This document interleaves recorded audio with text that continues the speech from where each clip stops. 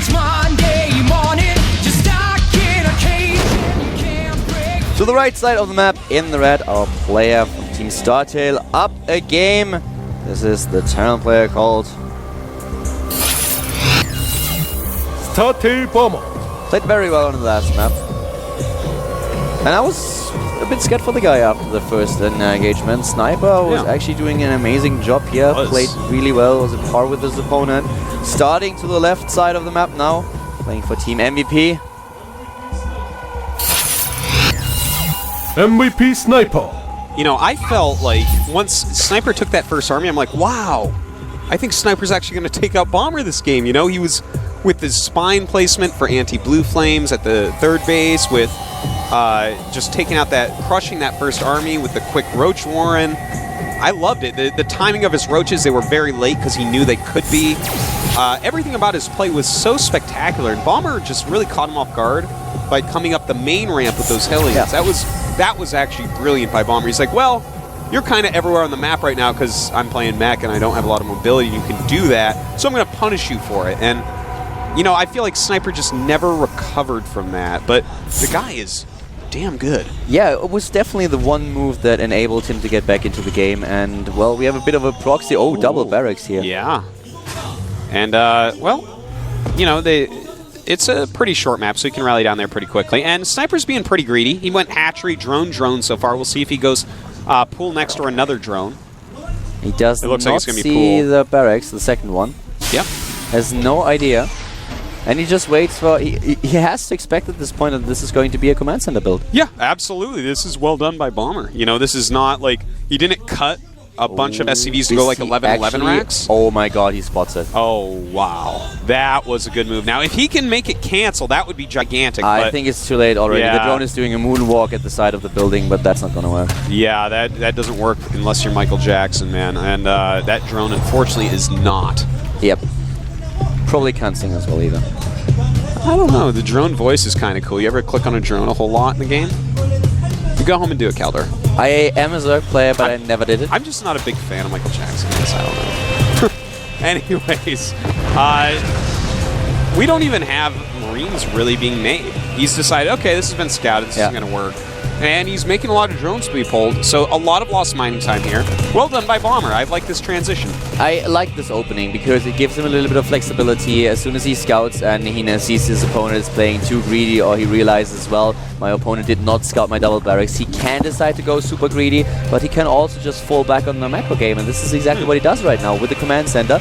It's a little bit the style that we see Alive use against Protoss when he assumes that he might go for very early nexus and play too greedy. Yeah, that's a good way to put it. And in fact, if you look at it, Sniper has a spine that's about to complete, and bam, it just completed.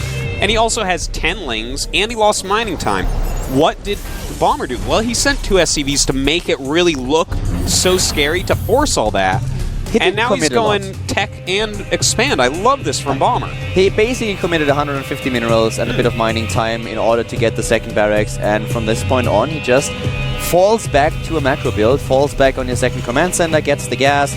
So a very nice build by Bomber here, gives him a lot of flexibility, but at the same time he is still able to transition into a late game composition. Yeah, it just really shows the level that Bomber is playing at here, and he's kind of played Sniper like a fiddle this game. He's really forced it to be his game. He's kind of dictating the way this is going, which is really nice to see. And in fact, 2 factories once again. So we have Mech again, while he's trying to take a base at the bottom. Well, 4 Marines should be able to deal with those Zerglings, and Sniper is not even trying.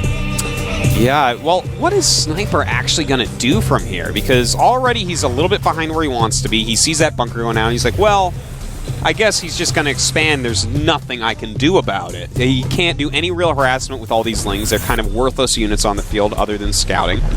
And now he has to decide, do I just tech up? Do I go for some sort of crazy all-in? What did his Overlord do I take a third? See? The Overlord at the top right just moved, and what did he actually spot? All he saw actually was the command center. That's it. So he does not know that there is going to be a mech play. Nope. He only knows that there is one command center and expansion. And blue flame right away for Bomber. This could be horrible for Sniper. Yeah, blue flame with 2 factories. We have a reactor being made, and there is a barracks with a tech lab as well. So It looks like we're going to probably, I would say, see either stim or combat shields. I wouldn't mind to see combat shields here. There is this one timing that a lot of Terran players use these days where they attack with Marines with combat shields without stim though, and a few Hellions, and this time we have it with blue flame, and there's the Baneliness. This is so crucial. If you are facing this build, then you have to have either Roach Warren or even better a Baneliness and try to position them well. So Sniper preparing here in a very nice fashion. I like it. Yeah, I do too, man. I mean, the second Spine Crawler is really important too. If you go just Banelings, then it can get a little bit tricky with Hellions kiting them because they're still a little bit slow even on creep. But it looks like it's something that if he micros correctly, he should be able to block off. So that's really nice to see from Sniper here. But Bomber, I mean, even though this is going to be a really aggressive attack, I don't want to go as far as to say it's completely all in. You know, he's got a lot of Marines, he's got a lot of Hellions. If he loses a lot of them, then yeah, he can be pretty dead. But as is, it looks like it's something he's going to be able to go in, pressure with, and if Sniper messes up, Sniper can lose, but I don't see Bomber really messing up with this. I actually, the original push that I was talking about, that's something that I really hate against Zerg, because you die if your opponent has a Baneliness. With the blue Flame Hellions, if he's able to sneak just a few of them into the main base or just in the economy line, he will be able to do a lot more damage, so it's a little bit more effective. But it's also pretty scary. One time you miss micro and you might just die. And here we go. He's starting to attack up into here. The two Queens really helping out a lot. The Baneling's coming in and out, making him kite a little bit. Yeah, we do have a transfuse, a beautiful transfuse going down that Spine Crawler. The Baneling control is pretty poor so far. Those are a lot better. Finally, some decent hits. Really nicely done there. And well done. Wow, he held that actually way better than even I thought he would there. Both his spines are still alive. One with 8 hit points, the other with 55. That's exactly the point. This is exactly why I think that this attack is a pretty big gamble, because as soon as your opponent has Banelings, you are in trouble. And Sniper even didn't micro them perfectly, because he always tried to go for back and forth and enable the Hellions to kind of kite the Banelings. The last few hits were decent, and with the Spine Crawlers and the Great Transfuse that he used, you mentioned them, he was able to hold this off, and now he is building the first Mutalisks. Yeah, I love those. I love the fact that he's going Mutalisk from here, basically. You know, we're going to see Bomber go with a lot of Marines. Look at that. 3 reactors going up, 2 factories going for Siege Tanks, realizing, I need a lot of Siege Tanks out. They're going to be late. I need them to protect myself from possible Infestors and, of course, from Banelings. But this Mutalisk style, he should be able to keep him in his base long enough to secure his third, get a nice economy, and get enough units out that he should have a good fighting chance at killing Bomber's army off. Yeah, he's taking the third right now because of exactly what you just explained. He's trying to pressure him in, force him to stay in his base, picking off a few mules, a few SCVs, just doing a bit of damage, being annoying, and that is all that he needs to do right here. He can establish another base. His muta count is getting higher and higher, and with the Zerglings that he has on route right now, he can go for Banelings, can be defensive with them in case that Bomber decides to push out. Focusing on his creep spread as well. I really like how Sniper plays this at this point. Yeah, and he's actually making a ridiculous amount of Zerglings right now. He's getting his burrow. He's continuing to upgrade and get Baneling's speed as well. So before his hatchery comes up, basically, he's making sure he has a big enough army that he can't be killed. And now we should see him switch into a lot of drones. What I also like a lot is that we have at the third base of Bomber currently one Overlord spreading creep, and I think he has a Zergling over there as well.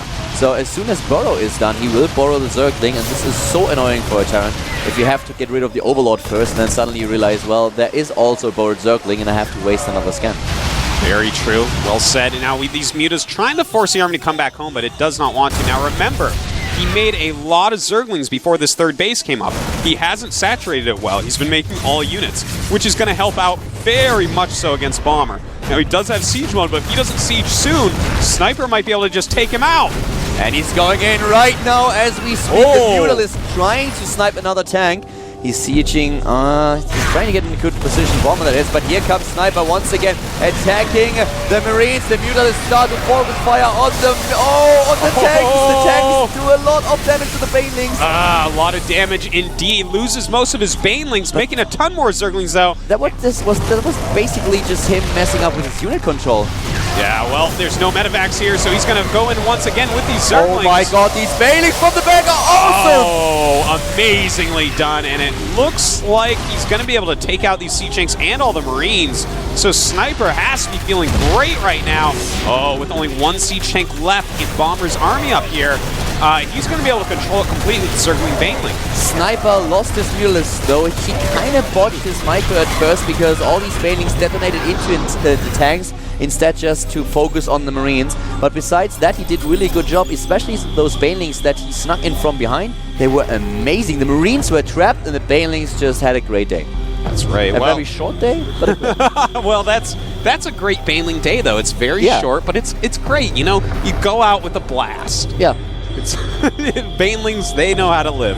All right, so we do see him remaking some mutas and going into drone production. It's a perfect choice. Bomber doesn't have any way to transition from here. He's just making more Marines and Siege Tanks saying, okay, I'm going to go again. So what his opponent wants to do is just drone up a little bit and go back into unit production. Bomber's not even trying to take a third base now. It's difficult enough as it is on a map like Dual Side, but if you are in the position Bomber is in right now, you know that getting a third base is completely out of the question at this point. Yeah, I mean, if he takes a third, then Sniper takes a fourth and goes Hive. And I mean, it's basically never an invitation. Exactly. So Bomber's just going with basically all-in number 2. Oh!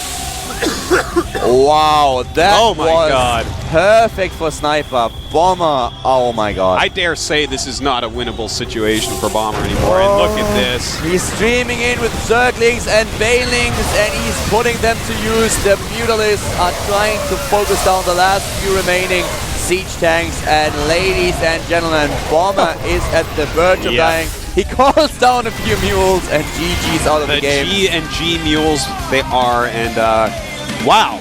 Sniper. He played really well there, man. That was a great first hold. Oh, yeah. And then Bomber's like, all right, I'm going to transition that Siege Tank, the Siege Tank Marine style. And Sniper was like, well, I held that first kind of all-in-ish type of thing that really, he invested so much in that timing attack. Time to take a third base, but at the same time, he decided not to get too greedy. He said, well, you don't have a lot of production right now. You don't have a really easy way to transition another base, so I'm going to make a lot of units instead of drones while taking that third. Beautiful decision. And then when he moved out, exactly as that third was finishing, because if he had made a lot of drones, then that push kills him. But Sniper, really smart, man. I'm loving it. He knew exactly that with the Mutalisk he could scout everything. He just had a few lings out, and with the lings he prepared, so it was actually well done. The creep spread also helped a lot. And now we have the third base. I have to say that on a map like Dual Side, it's actually my together with Atlantis Space Bear, it's my least favorite map right now in the GSL map pool. It's just a map that Space Bear because of the panda face? Yeah. That's funny. That's I was like, maybe bear means ship in German. I don't know. No, it's actually ship. Wow, you guys stole our words, man. Oh, I actually have... We stole your words? What about Kindergarten? What about Gesundheit? What about Rucksack? Yeah, you steal our words, man. What do you want? That is definitely so German. I tried to pull something with Wolf the other day. I have to try it with you later. All right. Are you ready to pronounce the German word? Sure. Okay, in the next one. All right, all right. Here we go, man. Metropolis is the next map. Can Sniper pull up the upset? Or will Bomber move on to Code S?